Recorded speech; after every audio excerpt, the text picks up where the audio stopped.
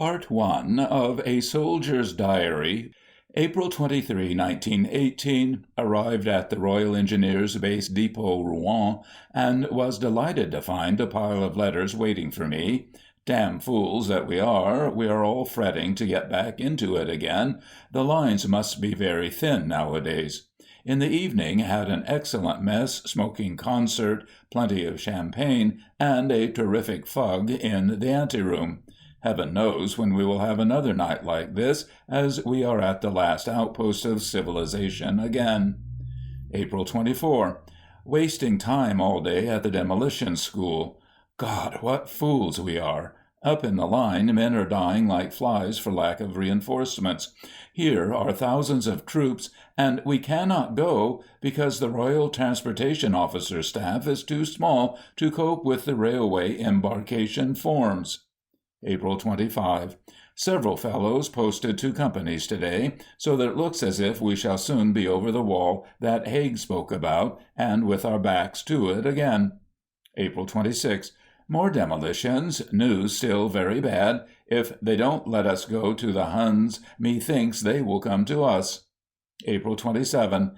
Demolitions again. We destroyed a steel rail and heard a fragment of it go humming away over our heads just like a shell. About 10 minutes afterwards, the colonel came down with great wind up and chewed us all to pieces for being careless.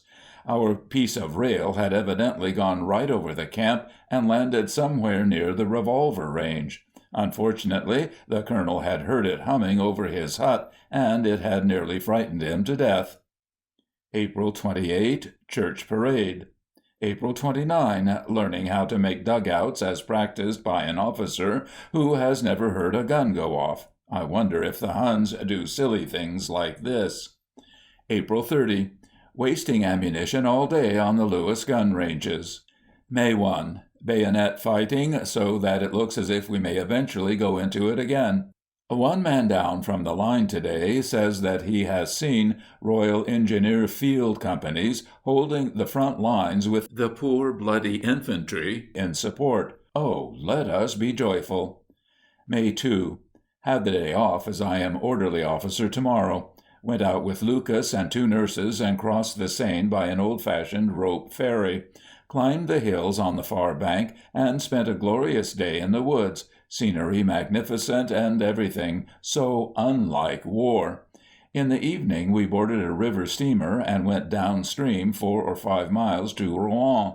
Had tea, so-called, took the nurses back to their camp, and back to ours by train. Rouen is a strange mixture, Gothic beauty and 20th century filth. May 3. Quiet day. Could hear distant gunfire in the evening, presumably at Amiens. May 4. Lucas and Richards went up the line today. May 5. Church parade. Wrote a lot of letters and pretended to be happy.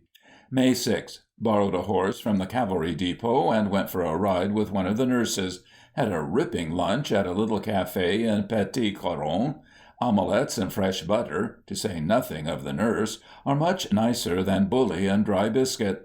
In the evening played the cavalry at rugger and whacked them 8-6 after an abnormally hard game. We did enjoy ourselves. May 7. Lazy day. Sometimes I wonder if there really is a war on. These people here don't know about it, and in England they must naturally know less. May 8. Very enjoyable ride in the Forêt de Vouvray with Major J. Had a damn good nag. May 9. Poor old Jacques received news of his brother's death in Mespot. Knocked him out badly. May 10. Great joy. I am posted at last and to my old company. Good old war again. May 11. At last. Left Rouen in a crowded troop-ship and made myself thoroughly miserable by wondering if I should ever come back and what everybody was doing at home, etc., etc. Silly ass. May 12th, Sunday. Passed through Boulogne and Wimereux early in the morning, and then through Calais and Kassel and on to Heidelberg, where we slept in the train. Hun planes came over in the night and tried to bomb the train, but they didn't get anywhere near us.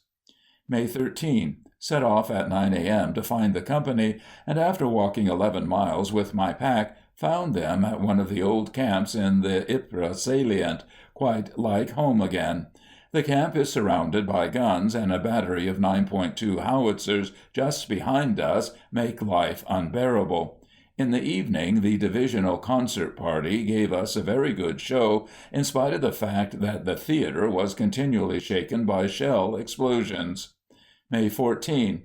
Went up the line with Meller to take over his work on the Green Support Line. Paid my respects to Ypres again. It doesn't alter much. Whilst I was writing, a Boche plane came over our camp and brought down 2 of our Parseval balloons in flames. All the observers managed to get into their parachutes and landed in the woods about 200 yards away. Later on, 2 more Boche came over, but one was driven off, and the other forced to descend with a broken propeller. May 15. Very heavy bombardment last night and early this morning. Our own batteries replied, so we had very little sleep. The hens laid 5 eggs. Went up to Ypres again to make some gas-proof dugouts. May 16.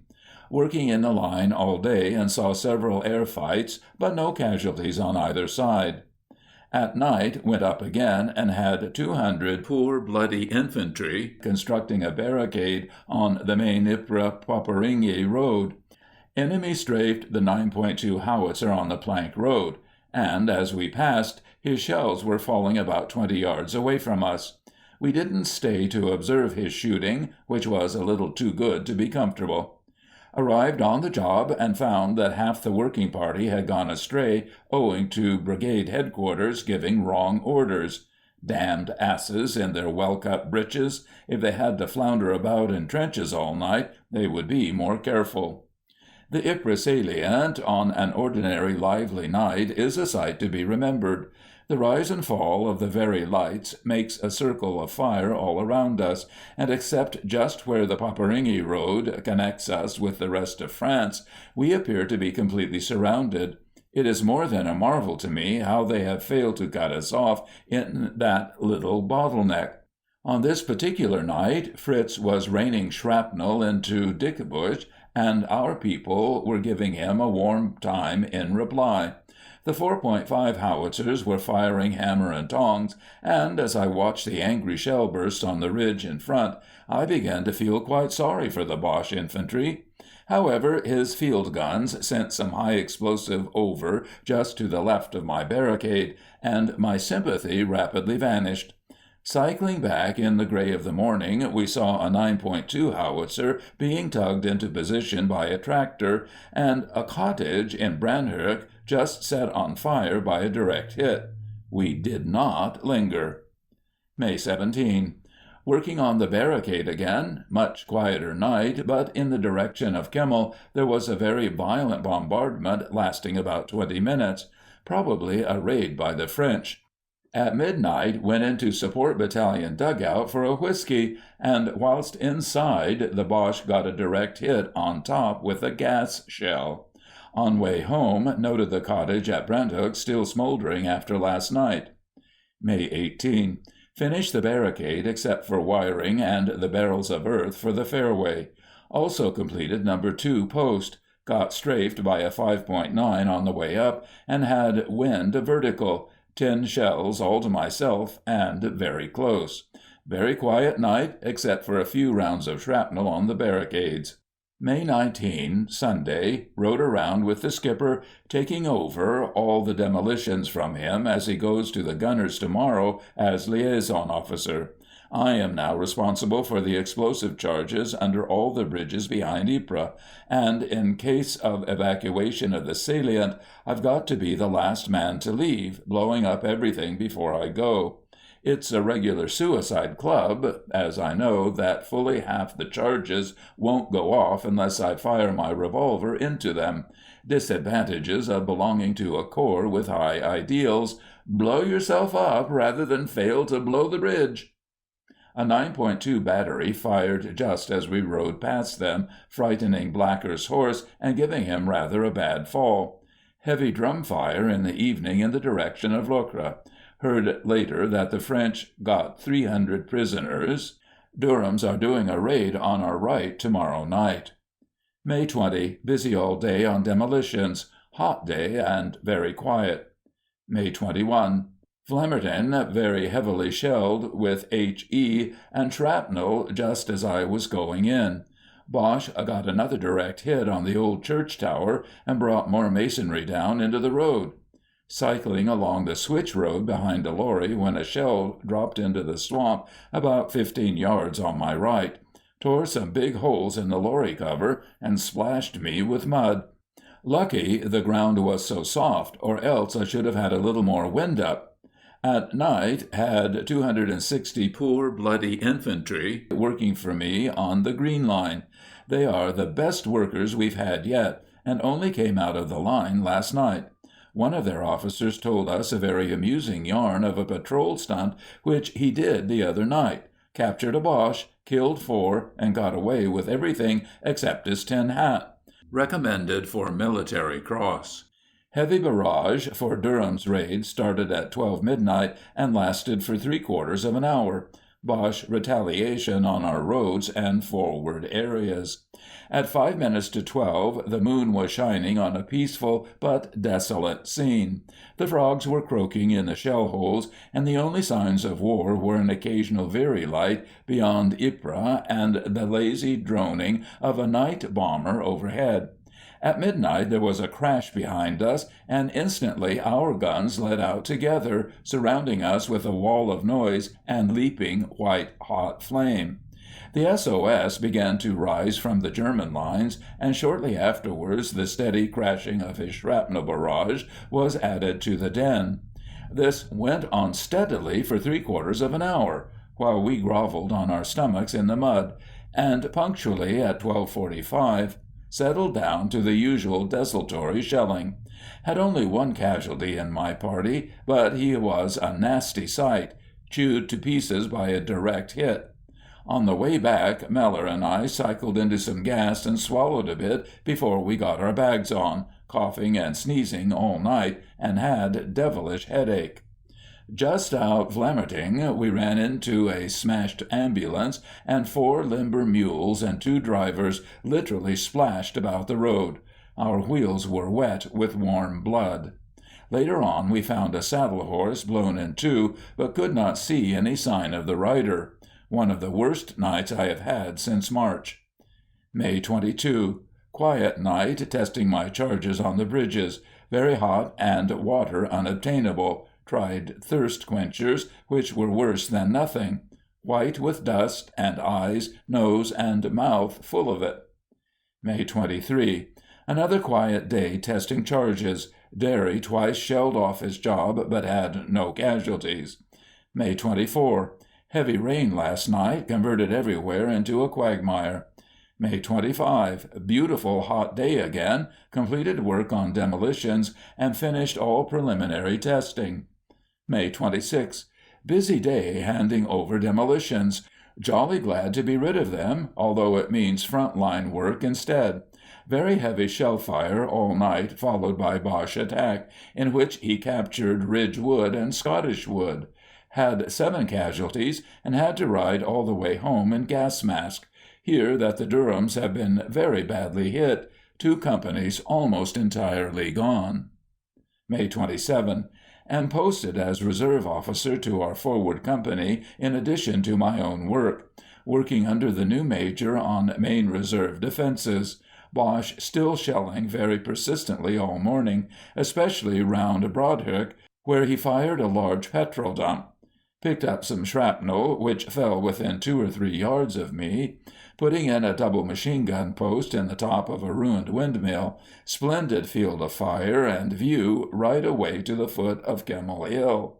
God help Jerry if these gunners stick it. Also constructed a very strong double post in a farm on the Switch Road. May 28. Up at 5:30 and working hard all day in the Green Line. Twice shelled out of the front line, and eventually had to withdraw all men to work on support. I have told Brigade Headquarters 3 times that it is madness to work here in daylight, and that I cannot accept any responsibility for casualties. The German observation balloons can see us all the time, and we are shelled continuously. However, they don't get shelled, so it is, "Carry on, the work has to be done." The mists are the only things that save us. As soon as there is a clear day, we shall be wiped out. May 29. Had a whole battalion of poor bloody infantry working for me on Green Line.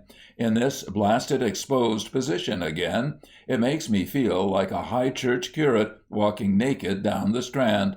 Shelled out in front of line about 11 a.m., so left captain of the infantry in charge of parties and went personally to the general, got his authority to do exactly as I liked and not to work in front of the village after the morning mists have cleared. Someone will be wild at my going direct to the general, but I have shown him up and saved at least 50 lives. But what are 50 lives to the staff? May 30. Tried the front line again, but Fritz knows we are there and shelled us out with low-bursting shrapnel. Nasty stuff. After the men had withdrawn, I went back to see all clear and was damn nearly hit by a whiz-bang. It burst in a pile of bricks about 6 paces away. I heard the explosion, and on looking up saw a column of bricks and debris just starting on its downward journey again. It rattled all over my tin hat, but I was otherwise untouched. Later on, some shrapnel whizzed into the parapet at my feet, and some more crashed through an old notice board by my head.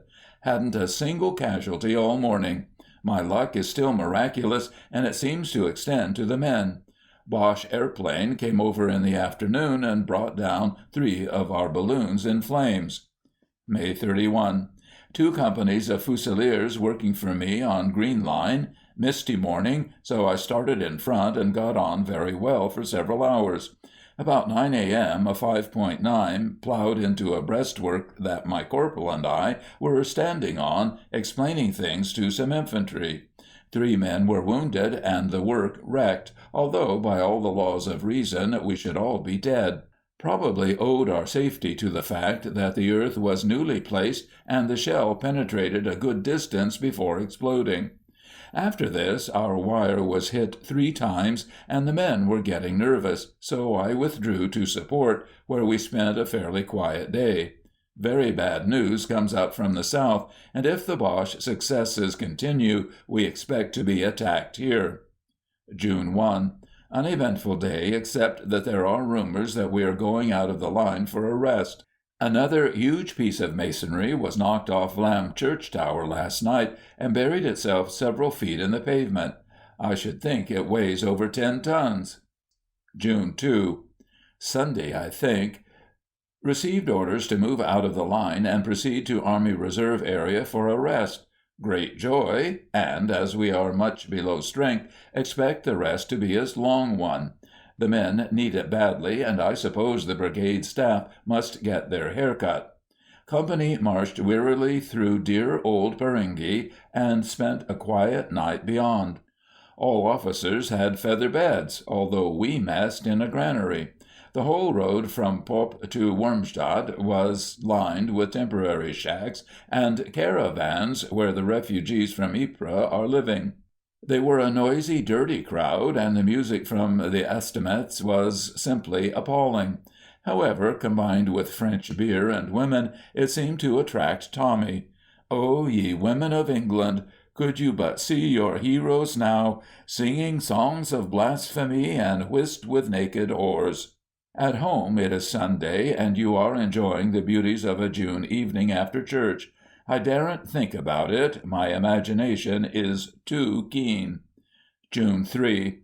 Moved off early in the morning and had a long, tiring, and dusty march, after which we entrained for our final destination.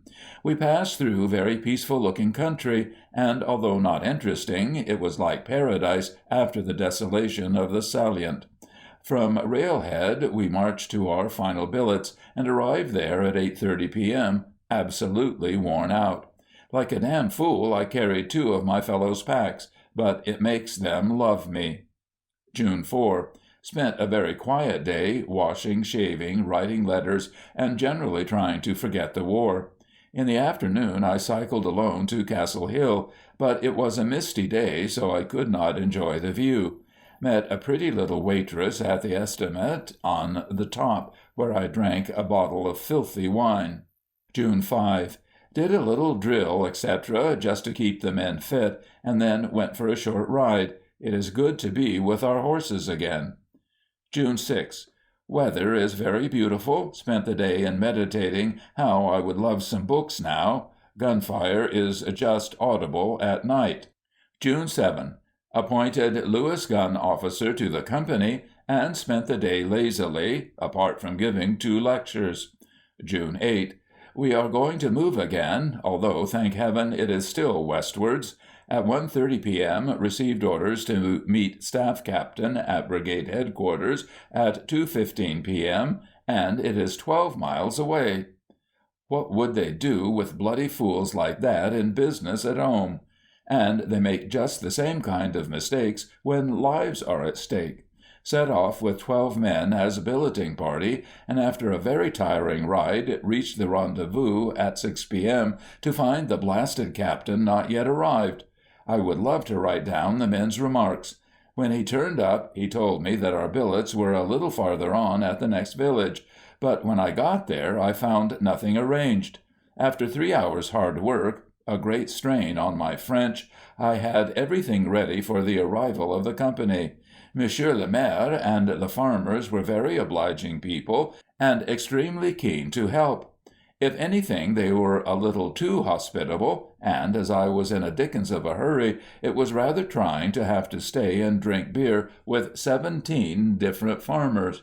About 10 p.m. Mellor arrived with the main body of cyclists, and we went to the Maire's to eat a dry bully sandwich. The old man watched us very gravely, and when we had absorbed the bully, I poured a drink of greenish-looking water from my bottle. He made an awful face and exclaimed, "Ah, Château de la Pompe, pas bon!" He immediately rushed into his kitchen and brought us each a huge glass of sparkling cider, and as we drank he roared with laughter at the recollection of his joke on Château de la Pompe. After this I went out to find the company, and met them on the far side of Brigade Headquarters about 11:30. I shall never forget how they came back that night. They were marching with our own brigade, and long before I met them I could hear the jingling of the transport, the rhythm of their steps, and occasionally catches of song floating down the valley. Annie Laurie. They have left more than half their pals to sleep in Ypres tonight. They are exhausted, limping, lousy, and white with dust, yet, thank God, the spirit is still there. The ranks kept well together, and finished though they are. I believe they would try to struggle back tomorrow if it were necessary. I am a sentimental ass even yet, but I could have cried as I stood on the path and watched the poor bloody infantry go by. Except where the fitful glare from a traveling kitchen threw them into flickering relief, it was impossible to see their faces, and yet I felt I knew them, hard and scarred and ugly, brown as their rifle stocks, as a real man's face should be. And always I wonder if England understands, if England will remember. How many of the ladies whom these darling blackguards have saved would condescend to trail their dresses through the hells these boys call home? I wonder, and I doubt.